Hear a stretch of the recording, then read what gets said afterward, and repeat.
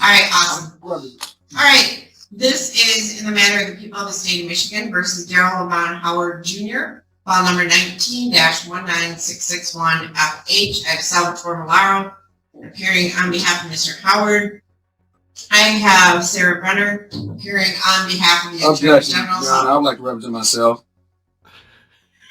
Well, don't interrupt me, so hold on a minute. I have Sarah Brenner appearing on behalf of the people. This is the date and time set for a pretrial in this matter. This is actually a final pretrial before trial. We are scheduled for trial on March 9th, next week at 10:30 a.m. So, Mr. Howard, I will now, what did you say? I said I would like to represent myself. I'm here in purpose of persona. UCC 1-308, reserve all my rights. Okay, so you wish to... Just keep watching. Both Attorney Brenner and Milaro are fantastic. They both leaned in to make sure that they caught it all. And it is fantastic. Also, the judge is great. She's having none of it. You no longer have an attorney represent you? I'm a man in flesh. I'm representing the subject. I'm here for the subject matter at hand. That doesn't make sense. I'm representing myself. I'm here. I'm here under God. So you wish to man living. Say it again. Man living in flesh. Darrell Howard. Well, you're not dead because you're talking to me. So, but I don't know what you're saying other than that. But you no longer wish to have an attorney represent you? Here in purpose of persona, yes, Your Honor. Okay. Correct. Do you wish to have an attorney as a standby counsel to answer questions if you have any? No, Your Honor. I like to represent myself. Okay, Mr. Milaro, Mr. Howard no longer wishes Here to be in purpose of persona. Well, Judge, I would suggest that Mr. Howard hear out Ms. Brenner before he makes a final decision about having an attorney. All right, so Mr. Howard, evidently something arose and Ms. Brenner has something she'd like to place on the record. So what I would suggest is that you hear what Ms. Brenner says and then perhaps you go into a breakout room with... This is one of those courtroom moments where everything can go wrong fast. A defendant facing serious charges, a trial just days away, and then boom, he decides to represent himself using arguments the court has seen collapse time and time again. The judge, sharp, patient, but absolutely not here for nonsense. The prosecutor, offering what might be the deal of a lifetime under the circumstances. And the defense attorney, watching a client walk straight toward disaster. The real question is, will this defendant realize what's at stake before it's too late, or is this case about to spiral into a legal train wreck? Stay locked in because every second here matters. Mr. Milaro, for him to explain the ramifications of it to you before I decide on your request to represent yourself, okay? Yana, I would like to reserve all my rights. UCC 1-308. UCC does not apply to criminal matters, so... I mean, it's obvious, but I've been waiting for a judge just to hit him with that particular point. This judge has been fantastic so far. She maintains her calm, but she just smacks it down dispassionately as and appropriately. It's fun to watch. Okay, so Mr. Howard, Ms. Brenner, do you have a statement you'd like to place on the record? Yes, Your Honor. Mr. Milaro and I have been discussing this matter over the last couple of weeks and discussing potential resolutions. After discussing this with Mr. Milaro, even though when the defendant was originally arrested, he owed just over $5,000 and arrearages have grown to over $8,000 at this point, I have agreed with Mr. Milaro to offer the following. If the defendant wishes to enter a guilty plea today, then I would be asking the court to set a sentencing date out 60 days. If the defendant makes his payments during that time period, which is only $150 a month that he's ordered to pay at this point, I would be requesting no upfront jail at the time of sentence. However, if he refuses that offer and we proceed to trial next week, when I convict him, I will be asking for immediate remand and I will be seeking incarceration because of the level of increase in his arrearages. I feel that this is a very lenient and generous offer that Mr. Milaro has convinced me to convey today. Well, for the record, at trial, there's conviction. I always remand the custody of I love that part right there. She's saying she's obviously trying to get the defendant to take the situation seriously because she's making a nice offer, and she's saying, "I'm going to ask for a remand. I'm going to ask for you to be put in jail, effectively." And the judge comes back with, "For the record, I always do that," which is a thing of beauty. And then Attorney Malaro is sitting there, just thinking, what a knucklehead, and also knowing, yep, they're not lying. I know both of them. I also forgot to do this in the beginning. I want to thank Craig Hastings for sending me this clip. It's really a fun one. The Sheriff's Department. So if I ever have guilty convictions at trial, I take people into custody. So, Mr. Howard, so I'm going to go through that again with you. So the prosecutor and Mr. Malaro worked out a plea agreement that if you were to plead guilty, we would set sentencing out 60 days. And if in that 60-day period, you made the $150 per month payment towards your child support, they would agree that you would receive no jail up front at the time of sentencing. So at the time of sentencing, you would receive probation, but no upfront jail. So do you understand that's the plea agreement that has been reached? I Your Honor, I challenge the jurisdiction of this court. Well, you have to file a motion that you're set for trial next week. So I've sent in 3 affidavits, ma'am. Affidavits for what? For this particular matter, ma'am. I've received. Come on, Judge, it's an affidavit of truth. No, this is too rich. This is too rich. He's so they've had multiple pre-trials. They're set for trial in a week, and he's raising jurisdiction right now. Of course, he's not doing any of it right. The judge takes it back to him in excruciating detail here. It's beautiful to see. Received no notice of any motions, Your Honor. No, I've not received anything, nor have you served the prosecutor.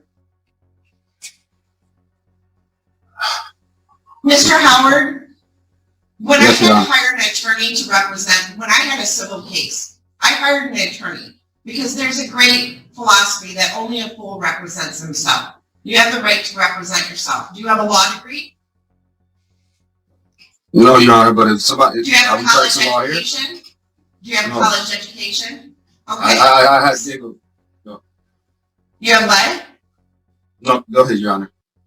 Okay. So, Mr. Howard, you feel free to represent yourself. Doesn't matter to me. But I'm just saying, you've been offered an opportunity for counsel who is intelligent and well-trained and well-experienced in the law. You may not like what he says, but Mr. Malaro always tells the truth. So, you do have the right to represent yourself. We received a letter. Okay, you sent a letter to the court, and you received a letter back stating that the court is in receipt of your letter mailed February 7th of 2022. Your letter is considered ex parte communication with Judge Anzalone, which is prohibited, who Judge Anzalone, that's me, is prohibited from reading by Canon 3 of the Michigan Judicial Conduct Code. Additionally, you're represented by counsel and any motions must be filed by your attorney, and your letter was returned to you. So the court cannot read letters from parties because that is ex parte communication. So that letter was returned to you. That's just a classic illustration. Usually they don't take the time to discuss it in that level of detail because they don't have the time. But right here, this is the case she's got up. So this guy does put together whatever, some silly thing he got off the SoftSit website. I'm guessing it's an affidavit of truth saying, you know, he's conqueror of the world and there's no claim against him or some such thing. But just in the simplest terms, they don't understand the law. You can't just write a letter to the judge. It's an ex parte communication. Any communication you have with the judge, the opposing party, in this case, the people, represented by Sarah Brenner, needs to have a copy of that communication. And if you want to discuss it further, you need to set it for hearing so that all of you are in the same place at the same time.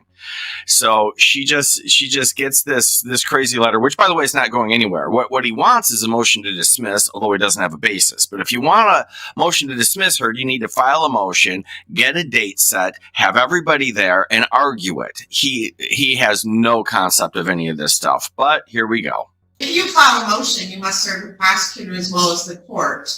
And so we don't have any motions. We just have a letter that you wrote. So you are scheduled for jury trial next week on March 9th at 10:30 in the morning. Are you prepared to go to trial? I'm speaking to Mr. Malaro after this, Your Honor. I'm sorry. He wants to speak to Mr. Malaro? Is that what you said, Mr. Yeah. Howard? He wants to talk to Mr. Malaro? All right, Yeah. I'm going to assign Mr. Malaro and The Mr. only intelligent Howard thing he to said. a breakout room. Go ahead and join that breakout room. Thank you, Judge. All Well, right. let's see if Mr. Malaro can talk let's some see. sense into him. Mr. L. Thompson's been here. Mr. Malaro, are you ready for me to bring Mr. Howard back? Yes, Your Honor. That was pretty quick, Sam. All right, Mr. Howard, you would ask for a breakout room with Mr. Malaro. Mr. Malaro and Mr. Howard, how do you wish to proceed today? Your Honor, after explaining the offer to Mr. Howard, I believe he understands it. He's indicated to me is Right here is where things take a critical turn and not in a good way for the defendant. Representing yourself in a criminal case is already risky, but doing it while using arguments like man in the flesh or vague jurisdiction challenges, that's a major red flag. The judge is trying to clarify, simplify, and even give him options like standby counsel, but he's refusing all of it. And here's the reality: the legal system runs on procedure, not personal belief. You can't just opt out of the rules because you don't agree with them. What makes this even more intense is the timing. This is a final pre-trial, meaning the clock is basically out. So ask yourself, if you were in his position, would you trust your own understanding of the law or take the help of a trained attorney when everything is on the line? he is not going to plead guilty to a felony of any kind, and he desires to represent himself in this matter. All right. So, Mr. Howard, you wish me to remove Mr. Malaro as counsel for you, and do you wish him to be a standby counsel in case you have any questions? No, Your Honor, thank you. Okay, so do you understand how to prepare jury questions? Mm-hmm. I'm not, Yes, not no. sure I understand all the way, but I'm gonna get it done. Your Honor, so what No, is I'm the? talking now, Mr. Howard. So do you understand how to prepare jury questions? And submit to the court? I'm here in purpose of signing, and I'll do it. I'll do what I have to do because under the laws of the land, That's I'm not what man. I asked. So are you going to prepare any requested jury questions? Am I going to prepare? Yes. Sorry. Excuse me. Okay, are you going to prepare any suggested voir dire questions? Any what now? Voir dire questions? Oh, I'm sorry. I didn't hear you. Yes. I mean, When you get a chance, rewatch it and just look at the smile on Attorney Brenner's face when he said when he asked that question. Okay, those were already those were due yesterday. So, I did not have voir dire questions. So, Mr. Okay. Howard, I received the voir dire questions from the people, but not from you. So, Mr. Malaro, is it possible to forward to Mr. Howard the voir dire questions and propose I'm confident Mr. Howard has no idea what she is talking about. those jury instructions that you received from Ms. Brenner? Yeah, I can send them out to him. Okay, I'll have our So- investigator deliver it to his house today. thank you. All right, so Mr. Howard, we will, Where did that Mr. Malaro will make sure that you receive the voir dire questions and proposed jury instructions that were filed by the people. The people also filed a motion in limine, and we've already held a hearing on that. Is that correct, Ms. Brenner? Yes, Your Honor, and that was granted. Yep, it was. So, Mr. Howard, you're set for trial on March 9th. Are you prepared to go to trial? if I could get an extension, that'd be great. But if I have to go March 9th, then that would be the time I would need to go. All right, because you are self-represented now, I will grant an extension. It's only set for 1 day. So Ms. Adams, could you bring the red book, please? Sure. Your Honor, Your Honor, the only week I would not be available is the week of St. Patrick's Day. Other than that, I'm available. Okay. Your Honor, what is the subject matter jurisdiction of this court? I challenge the subject jurisdiction of this court. Well, you have to file a written motion, Mr. Howard. Yeah. All right. For the record. Huh? Yes, you've established on the record that you have no idea what the procedure is. But if that makes you happy, okay. All right, so, Who's the injured party in this matter, Your Honor? Mr. Howard, what? The injured party in this matter, Your Honor? The what? Who's the injured party in this matter? The injured party, the victim in this matter? Yes. Okay, that would be the person probably that you're supposed to pay child support to.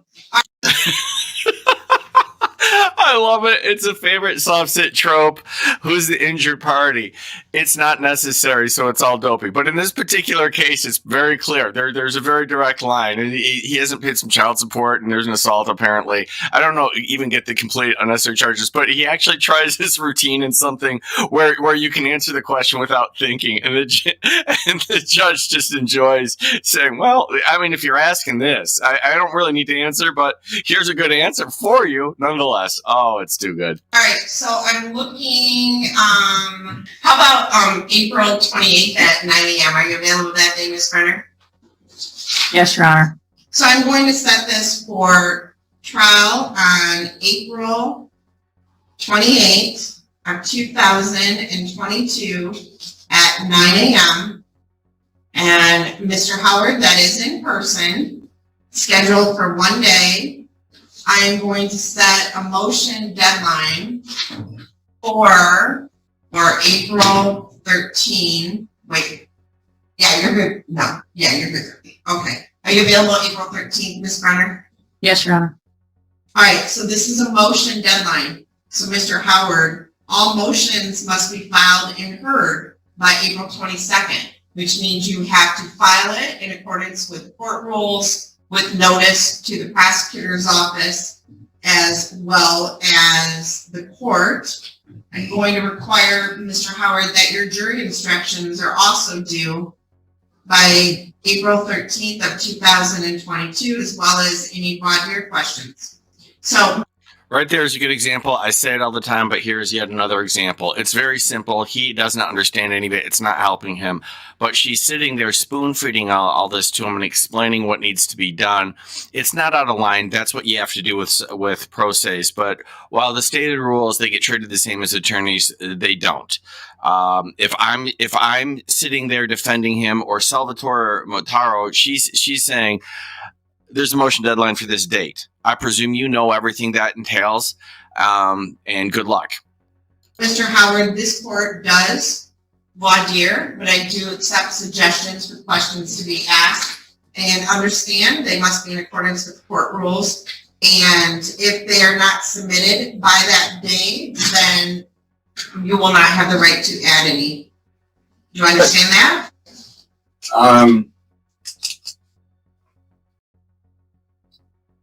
Yes? I have it all written down. Yes. I mean, I don't want to accept the agreement, but okay. All right, so I'm going to mail out the scheduling order, Mr. Howard. Okay, so we will make sure the scheduling order is mailed to you at that address.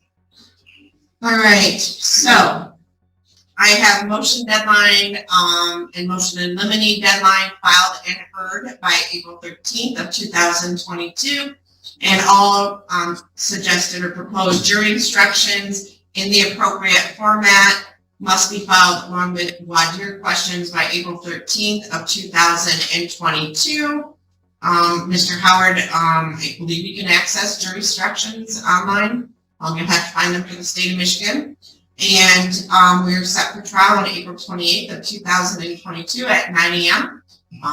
And understand, everybody needs to understand, I do take people in custody if there's a conviction. All right, so heading sentencing. So, Mr. Howard, we will see you back for any motions. If you file, if you file a motion, you have to prepare a notice of hearing and a proof of service, and it must be served on Ms. Brenner as well as the court. Do you understand that? Yes. All right, and you, once again, I'm going to ask, you do not wish to have standby counsel for trial. Witnessed is a textbook example of how a case can shift not because of the facts but because of strategy. The judge made it crystal clear. The system has rules, and if you don't follow them, you're putting yourself at a serious disadvantage. The defendant was offered a deal that could have avoided jail time, given given clear instructions on how to proceed and even granted extra time, but still chose to go forward alone without fully understanding the legal process. Meanwhile, the prosecution stayed focused, procedural, and prepared. The result, a high-risk path forward where one misstep could lead to immediate custody upon conviction. This case isn't just about guilt or innocence, it's about understanding how the courtroom actually works. So now we want to hear from you. Do you think the defendant made a huge mistake representing himself, or was he standing his ground? Drop your thoughts in the comments below. And if you found this case as shocking as we did, make sure to hit that like button, share this with someone who needs to see it, and don't forget to subscribe for more jaw-dropping courtroom breakdowns.